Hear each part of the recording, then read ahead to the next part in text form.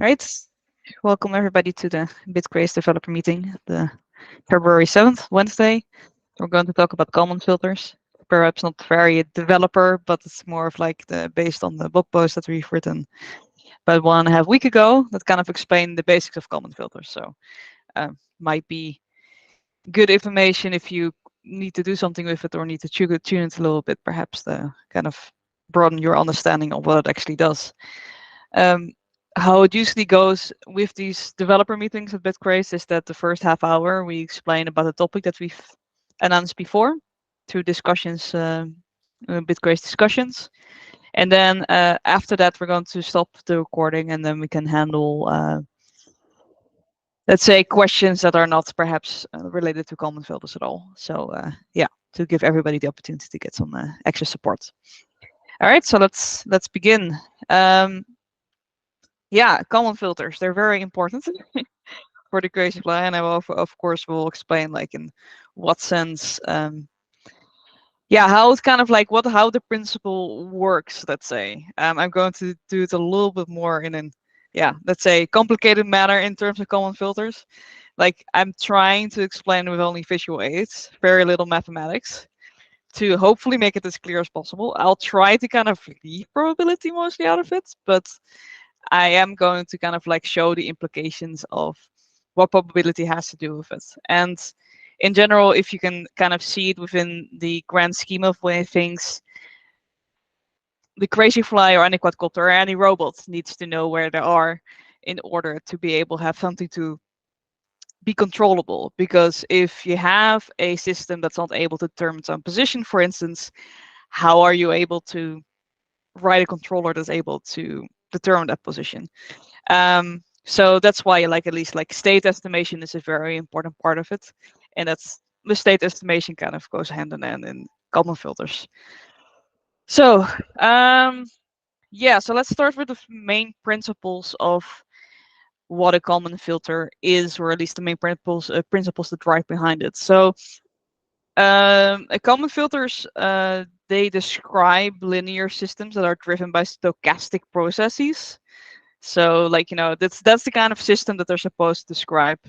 And the processes like in terms of the both dynamics and measurements, they should have a Gaussian probability distribution. It also kind of like drives on the principle of the Bayes rule, if you know any, yeah, like if you had statistics back in the day. It's kind of like it means the probability of a, let's say, next step event or future event. That is, what is the probability of that based on prior knowledge related to that particular event.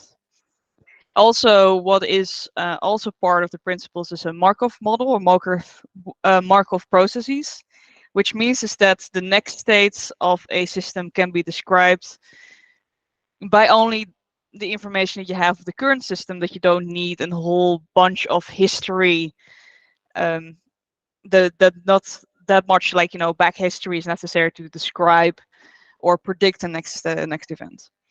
And also important to know that Kalman filters are considered a recursive filter, which means is that the output of the filter is used as an input to the filter in the next step. So those are kind of like the main principles of it.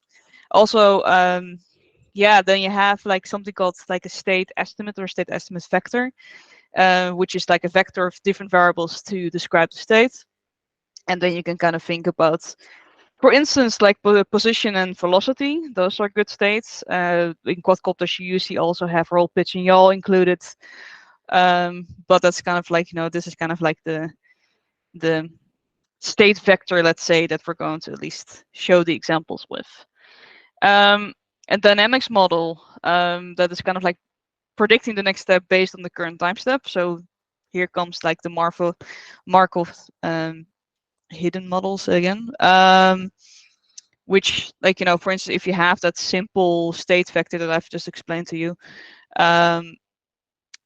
like position and velocity, and then for instance, then the next x is the current x plus velocity x, and same for y. So that's then considered a very linear type of description for the dynamics model. A measurement model is something that kind of explains the relationship between a measurement and state variables. For instance, you have a state variable with, yeah, in this sense, perhaps z, or like, or x or whatever. If you have the height, for instance, but you have, for instance, a measurement that comes from a range sensor that's able to kind of like detect the system on the ground, but for instance, the system is rotated. That means is that what you measure is not yet kind of related to the actual state. So then you would need to rotate that. And perhaps that rotation, that translation, that's kind of like what you could describe indeed as a measurement model. It's kind of like describing the relationship between the measurements and the state variables. All right, so how it kind of goes in Kalman filters. Like, these are the steps you kind of have to go through, is that you have a current state, which is like what I just showed before, like the vector of x, y, z velocity. Yeah, that's kind of like, what are the values at this time step.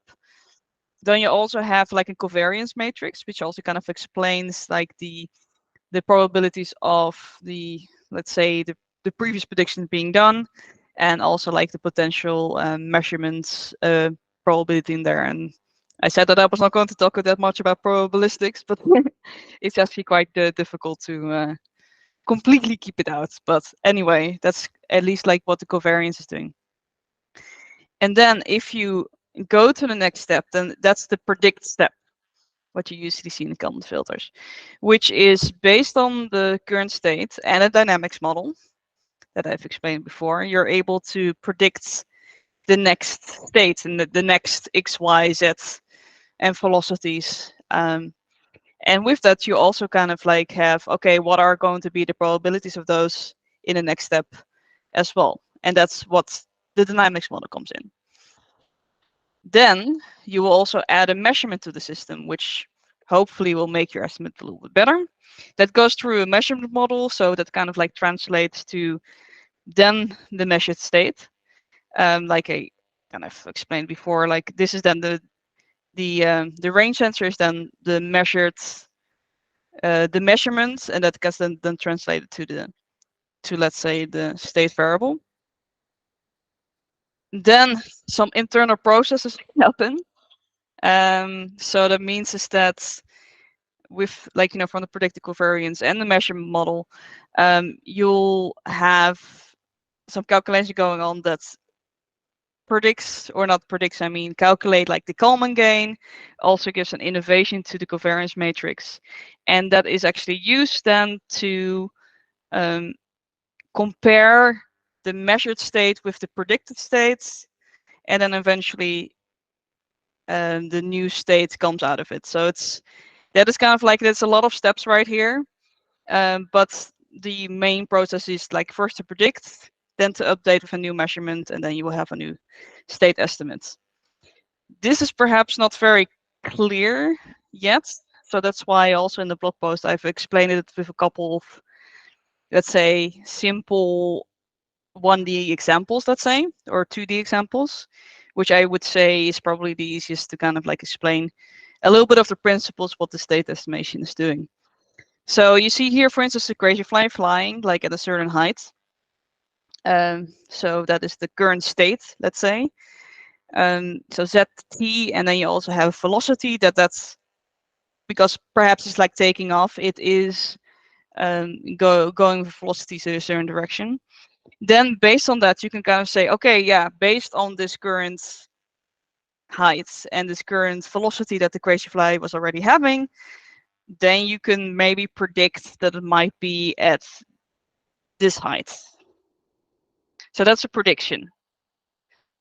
Then for instance, like, you have perhaps like something kind of with flow deck that has a range sensor, which is pretty accurate.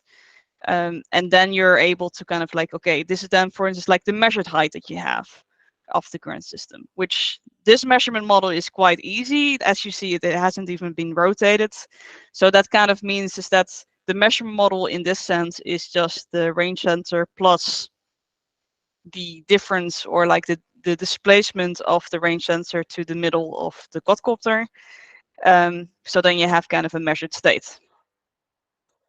So that means is that eventually, if you go to the next state for the next state estimates, where you go through all these internal processes of updating it with the Kalman gain, then you can kind of see that the next state's estimate is a little bit, yeah, it's kind of in between what the prediction has, yeah, predicted, let's say, the dynamics model has predicted, and what comes out of the measured sensors, let's say. And in this case, you would perhaps say that the measurement is more accurate. It has like, it's determined to have less noise. So then the Kalman filter would put a little bit more preference of putting the next state estimate a bit more closer to that height. But for instance, if you would have like a noisy height measurement, then the opposite would actually happen. So for instance, like if you would look at some kind of probability distribution that I try to kind of like explain here, although I think that's the, well, moment, let me just go back because there were some, that is not actually on the right spot. There you go. So if you would, like, if I'm trying to kind of describe this from a probability point of view, if you have, for instance, like the prediction, that's the one in the yellow that has, that has a certainty of predicting it around the Gaussian distribution. And if you would have like a noisy height measurement, which like, maybe baro sonar, then that distribution would be a little bit wider. But still, if you would combine those together, then the next state estimate is considered a little bit more accurate. And this is kind of how it would look like if, for instance, you would use it for, a range measurement. The infrared range measurement is very much more accurate. So then it's like the state estimate, or at least the mean of the next probability distribution of the next state, is going to be a little bit more closer to whatever comes from the measurement. Yeah, so that's kind of like an explanation of how to,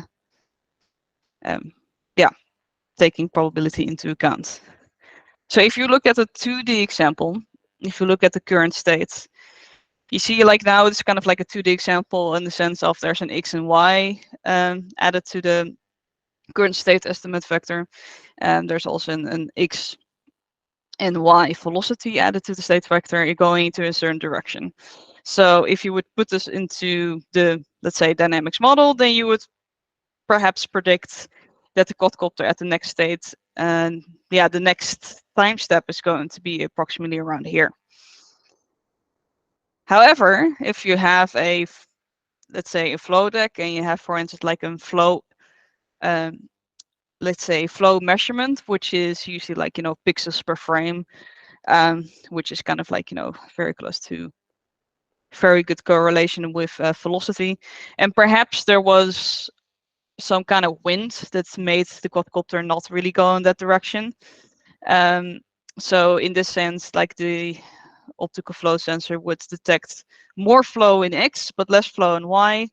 So this can either be caused by wind, or perhaps that's for some reason there was maybe less. Then that actually means is that the quadcopter has actually done this movement, but it could also mean that the type of textures that there were on the floor actually just only didn't detect that much flow on the side to begin with. So then you have kind of a discrepancy of what you actually measure and what the quadcopter is actually doing. But that's why we have Kalman filters. So yeah, that kind of means is that then the current, like, the next state estimate is going to be placed in the middle, dependent on how accurate these like probabilities could be. So that's kind of like, so it would sometimes kind of look like this. Yeah. So let's see. So of course, like what I said before, Kalman filters are they're supposed to determine like a linear system, let's say. So then it needs to be linear, and needs to be also kind of like this probability to show that it needs to be Gaussian as well. But a Crazyflie or any quadcopter, actually a lot of systems in the world are nonlinear systems. So that's why on the Crazyflie, we don't have regular Kalman filters, but we have an extended Kalman filter and an unscented Kalman filter, which means is that these are being used if there's an unlinearity in both the dynamics model and the measurement model, which means is that they need to be like at each time step and each value, they need to be linearized in some sense. And extended Kalman filter, they use that with partial differential equations with Jacobian features, and unscented Kalman filter is by taking like sample points around let's say that current stamp called sigma points. So they work pretty well on the Crazyflie, but for systems that the probability is non-Gaussian, like let's say the curve that I've shown right here, that is a little bit more trickier. Although like there's a lot of processes or a lot of measurement model that are non-linear, I mean non-Gaussian in the world. So, but then you can use a particle filter. Unfortunately, we don't have that in the Crazyflie, or like a complementary filter, which is just like a more easier filter to describe the process with, which we actually have on the Crazyflie, but it's just only on attitude and height, which can be pretty much approximated very easily with a linear dynamics model, let's say. So yeah, just to kind of like short things up, so that this is kind of like the blog post, some resources from the blog post where this developer meeting is kind of based on. Then there's also kind of like documentation on, let's say, the state estimators within the Crazyflie. So that's just something that you can also try to check out.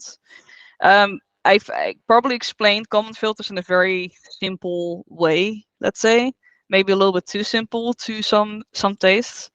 But then, like, you know, there's definitely some slides or like, presentation that you can check a look at. So these slides from Stanford University are very handy to go, or Linköping University on sensor fusion. We were also kind of we were also approached by Professor Simon DeLevy. He's from the Washington and Lee University, and he also kind of shared like an extended Kalman filter tutorial that you can also try out. So definitely, like, you know, that's perhaps maybe even the best way to fully understand what's going on. Yeah, so that is currently that presentation. So like, I hope that anybody has any questions to ask. Like anything that you would like me to explain a little bit better.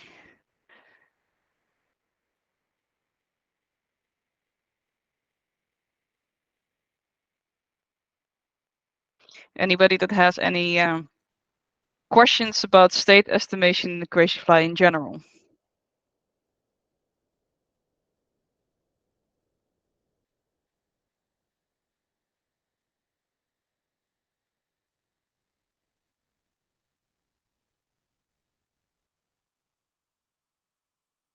No? All right. Then yeah, then this is going to be a pretty short part about Kalman filters then.